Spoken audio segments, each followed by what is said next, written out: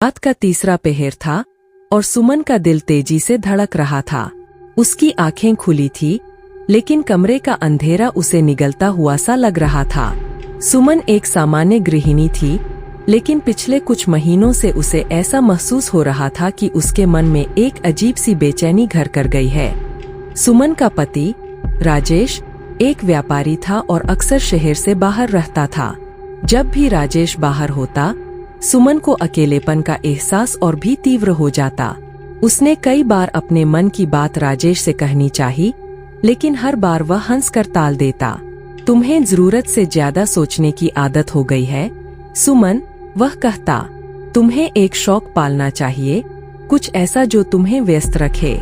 लेकिन सुमन के लिए यह सब कहना जितना आसान था, करना उतना ही मुश्किल। उसने कई बार कोशिश की, लेकिन हर बार वही बेचैनी, वही अजीब सी आवाजें उसके मन में गूंजने लगतीं। उस रात भी सुमन ने खुद को शांत करने की कोशिश की, लेकिन अचानक उसे लगा कि कोई उसे देख रहा है। उसने धीरे धीरे अपनी निगाहें कमरे में दौड़ाई, लेकिन वहां कोई नहीं था। फिर भी उसे लगा कि कोई साया उसके करीब आ रहा है। उसका गला सूख गया और पसीने की बूंदें उसके माथे पर चमकने लगीं। यह सिर्फ तुम्हारा भ्रम है सुमन, उसने खुद को समझाने की कोशिश की। कोई भी नहीं है यहाँ। लेकिन उसके मन ने उसकी बात नहीं मानी। उसने कमरे के हर कोने में देखा, लेकिन कुछ भी नहीं मिला। वह वापस बिस्तर पर लेट गई, लेकिन उसकी आंखों में नींद का कोई नामोनिशान नहीं था। अगले दिन सुमन ने फैसला किया कि वह इस अजीब सी स्थिति का सामना करेगी। उसने अपने पुराने मित्र डॉक्टर शर्मा से मिलने का निर्णय लिया। डॉक्टर शर्मा एक अनुभवी मनोचिकित्सक थे और सुमन की परेशानी को समझ सकते थे। यह सब तुम्हारे मन का खेल है सुमन, डॉक्टर शर्मा ने कहा। तुम्हें लगता है कि तुम्हें कोई देख रहा है या तुम्हारे आसपास है, लेकिन यह सिर्फ तुम्हारा भ्रम है। तुम्हें मन को शांत करने की जरूरत है। सुमन ने डॉक्टर की सलाह मानी और नियमित रूप से ध्यान और योग करना शुरू किया। धीरे धीरे उसकी स्थिति में सुधार होने लगा, लेकिन पूरी तरह से ठीक नहीं हो पाई। कभी कभी उसे फिर भी वह अजीब सी आवाजें सुनाई देती, लेकिन उसने उन्हें नजरअंदाज करना सीख लिया। एक दिन जब राजेश वापस आया, उसने देखा कि सुमन थोड़ी बेहतर लग रही थी। उसने उसे अपने साथ समय बिताने और बाहर घूमने का सुझाव दिया। सुमन ने खुशी खुशी उसकी बात मानी और वे दोनों एक छोटे से हिल स्टेशन की ओर रवाना हो गए। वहां की ताजी हवा और प्राकृतिक सुंदरता ने सुमन के मन को और भी शांत कर दिया। उसे लगा कि उसकी सारी परेशानी पीछे छूट गई है।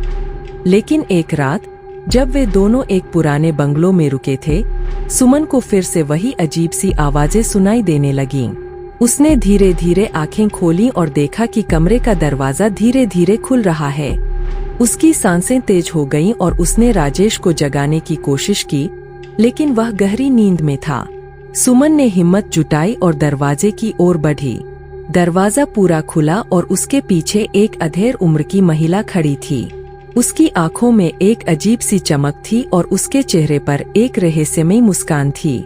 सुमन ने डर के मारे चीखना चाहा, लेकिन उसकी आवाज गले में ही अटक गई। महिला ने धीरे से कहा, डरो मत सुमन, मैं तुम्हें कोई नुकसान नहीं पहुंचाऊंगी।